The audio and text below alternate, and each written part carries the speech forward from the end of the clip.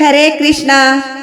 ഞാനിന്ന് നിൽക്കുന്നത് മംഗലാപുരം, അതായത് മായംഗ്ലൂർ നഗരത്തിൽ നിന്ന് 2 കിലോമീറ്റർ സഞ്ചരിച്ചാൽ എത്തുന്ന കുദ്രോളി എന്ന് പറയുന്ന സ്ഥലത്ത് സ്ഥിതി ചെയ്യുന്ന ഗോകർണനാഥ ക്ഷേത്രത്തിലാണ്. ഗോകർണനാഥ ക്ഷേത്രത്തിലെ പ്രധാന പ്രതിഷ്ഠ ശിവനാണ്.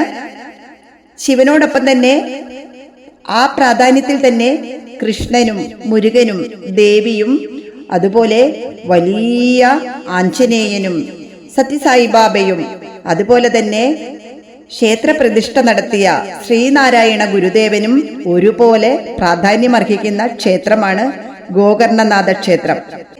നമ്മളെല്ലാവരും തന്നെ മൂകാംബികയിൽ പോകുമല്ലേ? മൂകാംബികയിൽ പോയി വരുന്നവർ ഉടുപ്പി കണ്ണനെ തൊഴുത് നേരെ മംഗലാപുരം വന്നാൽ കുദ്രോളി ഗോകർണനാഥ ക്ഷേത്രത്തിലെത്താം. ഗോകർണനാഥനെ തൊഴുന്നതിനോടൊപ്പം തന്നെ മംഗളാദേവി ക്ഷേത്രവും അതുപോലെ കദ്രി മഞ്ജുനാഥ ക്ഷേത്രവും ഒക്കെ തൊഴുവാൻ സാധിക്കും മംഗലാപുരത്ത് വന്നാൽ. 1912 ശ്രീനാരായണ ഗുരുദേവൻ ഈ ക്ഷേത്രത്തിൽ പ്രതിഷ്ഠ നടത്തിയത്. ഇവിടുത്തെ പ്രധാന ഉത്സവം ശിവരാത്രിയും നവരാത്രിയും ശ്രീനാരായണ ഗുരു ജയന്തിയും സമാധിയും എല്ലാം ഇവിടെ ഒന്നുപോലെ തന്നെ ആഘോഷിക്കുന്നു. വിലാപ സമൂഹം പരമ്പരാഗതമായി യോദ്ധാക്കളായിരുന്നു.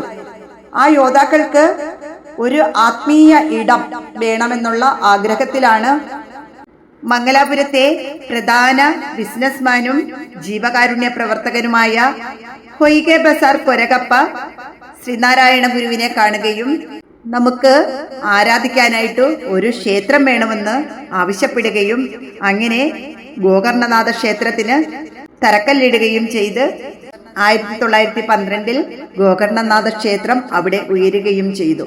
ശ്രീനാരായണ ഗുരുദേവൻ തന്നെയാണ് ഈ ഗോകർണനാഥ ക്ഷേത്രത്തിലെ ശിവലിംഗം കൊണ്ടുവന്നത് എന്നും ആ ശിവലിംഗം എവിടെ നിന്നാണ് കൊണ്ടുവന്നതെന്നോ എന്നും ഇപ്പോഴും ആർക്കും അറിയില്ല. അതുകൊണ്ട് തന്നെ സ്വയംഭൂ ആയിട്ടുള്ള ലിംഗമാണ് എന്ന് വിശ്വസിക്കുന്നു.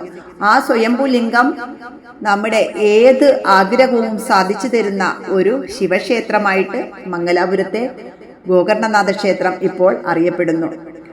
സന്താന സൗഭാഗ്യവും അതുപോലെ മംഗല്യഭാഗ്യവും അവിടെ കല്യാണം കഴിക്കുന്നവർ എപ്പോഴും ദീർഘസുമംഗലിയായിട്ട് ശിവപാർവതിമാരായിട്ട് അർദ്ധനാരീശ്വരന്മാരായിട്ട് ജീവിക്കുമെന്നാണ് അവിടുത്തെ ആൾക്കാരുടെ വിശ്വാസം.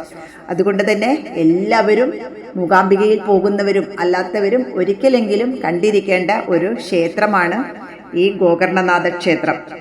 അവിടെ ശ്രീനാരായണ ഗുരുവിന്റെ ഉപദേശപ്രകാരം തന്നെയാണ് ഗണപതിയും സുബ്രഹ്മണ്യനും അന്നപൂർണേശ്വരിയും ഭൈരവനും അതുപോലെ നവഗ്രഹങ്ങളും അതുപോലെ ശനീശ്വരനും പ്രധാന മൂർത്തിയായിട്ട് ശ്രീകൃഷ്ണനെയും ഒക്കെ പ്രതിഷ്ഠിച്ചത്.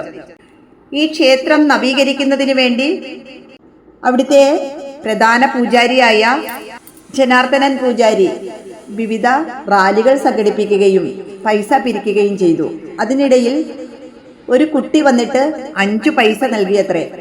ആ 5 പൈസ നൽകിയ കുട്ടിയെ പിന്നീട് അവിടെ കാണാതാകുകയും പിന്നീട് ആ അമ്പലത്തിലേക്ക് ഒരുപാട് പൈസ ഒഴുകിയെത്തുകയും ചെയ്തു എന്നാണ് പറയുന്നത്. അതുകൊണ്ട് തന്നെ അവിടെ പ്രത്യക്ഷ ദൈവമായ കൃഷ്ണനും ശിവനും ഉണ്ട് എന്ന് എല്ലാവരും വിശ്വസിക്കുന്നു.